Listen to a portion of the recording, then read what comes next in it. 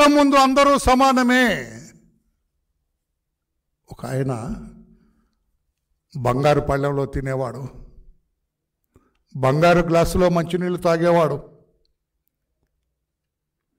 బంగారం మంచం ఉండేది ఆయనకి.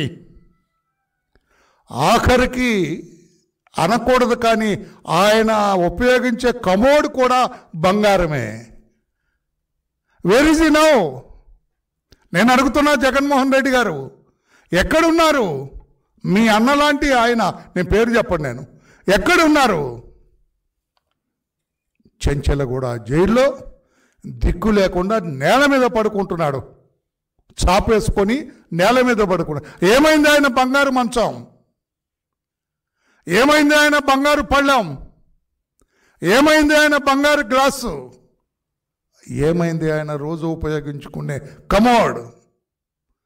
బంగారు కమోడ్ ఉపయోగించిన వ్యక్తి ఈరోజు అందరూ ఉపయోగించే 1-2కు ఉపయోగించే ఆ పనికి మాలిన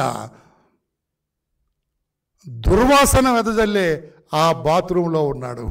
అర్థమైందా రాజా? అర్థమైందా? మీ రోజమ్మ గారు అడుస్తుంటారు, అర్థమైందా రాజా?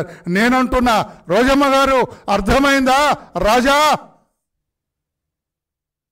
అందుకేనంటున్నా, ఎందుకు భుజాలు తడుపుకుంటున్నావు?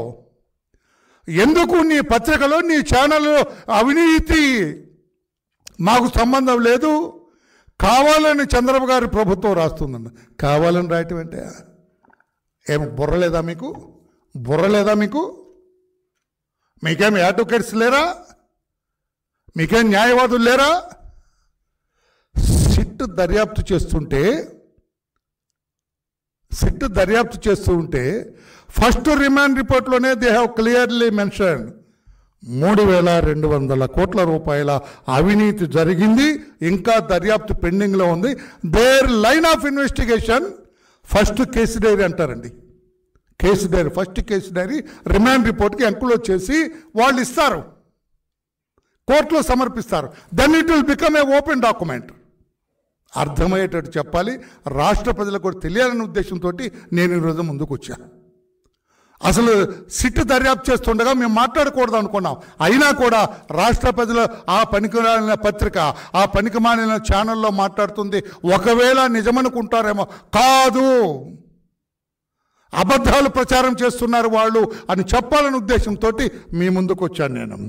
లిక్కర్ స్కామ్లో 3,200 కోట్ల రూపాయలు అవినీతి జరిగింది. సిట్ దర్యాప్తు చేపట్టాము. ఈ కసిరెడ్డి అని అతన్ని మేము అరెస్ట్ చేసాం, అంతా తానే అని వాళ్ళ కేసు డైరీలో మెన్షన్ చేయటం జరిగింది.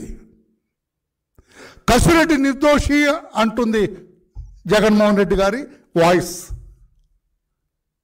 ఏవండి పాత్రికేయ సోదరులారు, మీరందరూ కూడా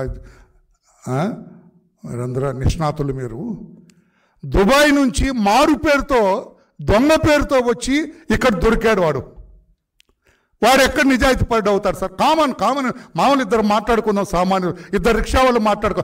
మారు పేరులో విమానంలో ప్రయాణం చేసి దుబాయ్ నుంచి ఎయిర్పోర్ట్లో ఎవరికి దొరకకూడదని వచ్చిన వాడు నిజాయితీ పడా జగన్మోహన్ రెడ్డి గారు మీ ఉద్దేశంలో?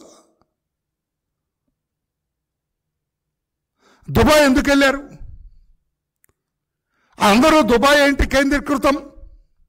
ఏముంది దుబాయ్లో? ఏముందరా అక్కడ? అందరూ అటే పరిగెత్తుతున్నారంట. సునీల్ కుమార్ దుబాయ్ వెళ్తాడు ఎవరికి చెప్పకుండా, కసిరెడ్డి దుబాయ్కి వెళ్తాడు, గోవిందప్ప, బాలాజీ గోవిందప్ప దుబాయ్ కేంద్రం, ధనుంజయ రెడ్డి గారు ఆ భార్య అక్కడి నుంచే బంగారం కొనుగోలు చేసి ఇక్కడికి వస్తారు. ఏముందయ్యా దుబాయ్లో? ఏంటి దుబాయ్ ఏంటి? ఏముంది దుబాయ్లో? అది కూడా దర్యాప్తు జరుగుతుంది. దుబాయ్లో దర్యాప్తు జరిగితే రాజా, అటు సిట్ దెబ్బ, ఇటు దుబాయ్ ప్రభుత్వం దెబ్బ. దుబాయ్ ప్రభుత్వం ఊరుకోదు కదా సార్, నువ్వేవాడు రా, ఇక్కడ తెచ్చి ఇక్కడ పెట్టావేంట్రా, నువ్వు ఇంత ఎక్కడది రా ఇది నీకు అని వాళ్ళు ఎంక్వైరీ చేస్తారు కదా. అటు చెంప దెబ్బ, గోడ దెబ్బ రెండూ తప్పవు రాజా అని నేను తెలియజేస్తాను. నేను ఎవరి పేరు చెప్పట్లేదండి. రాజా అంటే మీరు ఎవరైనా ఊహించుకోండి. ఎందుకు నువ్వు నీ పత్రికల్లో ప్రజల్ని తప్పుదారి పట్టిస్తున్నావు? వాళ్ళు దర్యాప్తు చేసిన నిష్ణాతులైన అధికారి బృందం దర్యాప్తు చేసి కోర్టుకి వాళ్ళు రికార్డు సమర్పిస్తూ ఉంటే నీకేదన్నా అవి నిర్దోషుల్ని పోలీసులు సిట్టు రూపేణా అరెస్టు చేసి అనిపిస్తే కోర్టు డాక్యుమెంట్ ఈజ్ ఓపెన్.